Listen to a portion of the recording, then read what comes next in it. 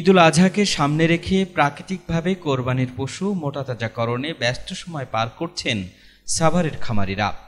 এসব খামারে গরুকে খাওয়ানো হচ্ছে কাঁচা ঘাস, খড়, খোল, ভুসিসহ দানাদার খাদ্য। এবছর সাভার উপজেলার ৬৩০টি খামারে কোরবানির জন্য প্রস্তুত করা হচ্ছে ১১,৩৬৫টি পশু।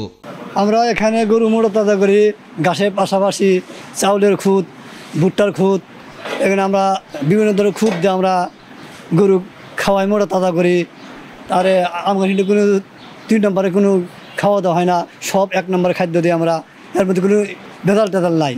ঘাস খাওয়াই মনে করেন ধরেন যে ১২টা ১টা পর্যন্ত ঘাস খাওয়াই মনে করেন যে আবার মনে করেন ২টা বাজাতে আবার গোসল করায় ধরেন যে ২টার থেকে গোসল করা ৩টা ৩:৩০টার দিক দিয়ে আবার ভুসি করে খাওয়াই আবার গোসল করায় আবার মনে করেন যে ভুট্টার গাছ আছে না, ভুট্টার গাছ ভাঙায়া ভুট্টার গাছ খাওয়াই রাত্রি।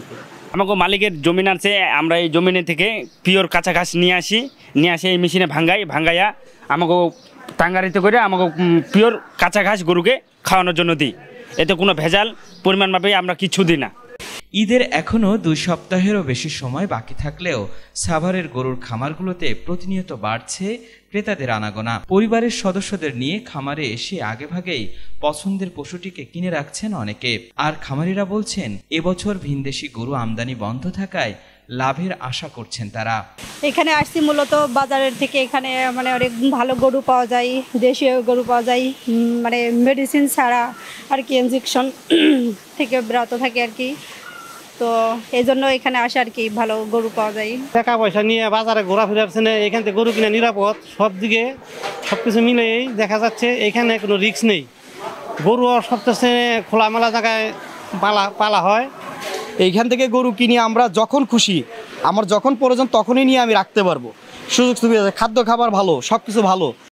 যারা আমি সহ যারা প্রান্তিক খামারি আছে তারা এবার একটু ভালো করবে, কারণ হলো ভালো করার কারণ ভারতের গরু যদি এই দেশে না ঢুকে তাহলে যারা ফার্মিং করে 2টা 4টা বা 10টা 20টা 100টা গরু নিয়ে তারা তাদের গরুর ন্যায্য মূল্য পাবে। বাজারে গেলে আপনার গরু সম্পর্কে যাচাই বাছাই করা যায় না।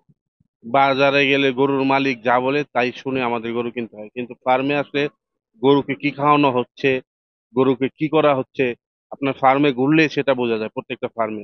তো সেই কারণেই মানুষ ফার্মে থেকে গরু কিনতে আগ্রহী হয় এবং কি গরুটার সম্পর্কে মানুষ জানতে পারে। প্রাকৃতিক উপায়ে কোরবানির পশু মোটাতাজা করার জন্য খামারিদের সব ধরনের পরামর্শ দেওয়ার কথা জানিয়েছেন সাভার উপজেলার প্রাণী সম্পদ কর্মকর্তা ডাক্তার মোহাম্মদ শওকত আলী।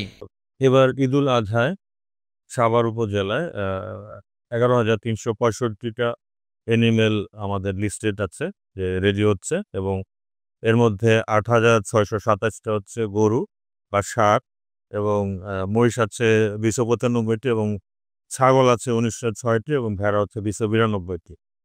এবং আপনারা জানেন যে সাভার একটু বড় উপজেলা, এই উপজেলায় এর বাইরেও বিভিন্ন জায়গা থেকে আমাদের এনিমেল আসে, এবং আমরা তাদেরকে বিভিন্নভাবে পরামর্শ দিই এবং যাতে সুস্থ থাকে এনিমেলগুলো, সেজন্য আগেই ভ্যাকসিন দেওয়ার জন্য আমরা তাদেরকে বলে থাকি। যেহেতু আমাদের দেশে পুরা রোগ এবং এলএসডি এটা হয়, এটা ভ্যাকসিনগুলো দেওয়ার জন্য বলি, যাতে কুরবানির আগ দিয়ে এই এনিমেলগুলো এই রোগে আক্রান্ত হয়ে না যায় এবং আমাদের খামারের যাতে ক্ষতিগ্রস্ত না হয়। একদিকে গোখাদ্যের মূল্য বৃদ্ধি, অন্যদিকে ভিনদেশি গরুর দেশে প্রবেশের কারণে বিগত বছরগুলোতে লোকসান গুনতে হতো দেশীয় খামারিদের। তবে এবছর ভিনদেশি গরু দেশে প্রবেশ বন্ধ থাকায় ভালো দাম পাওয়ার আশা করছেন খামারিরা।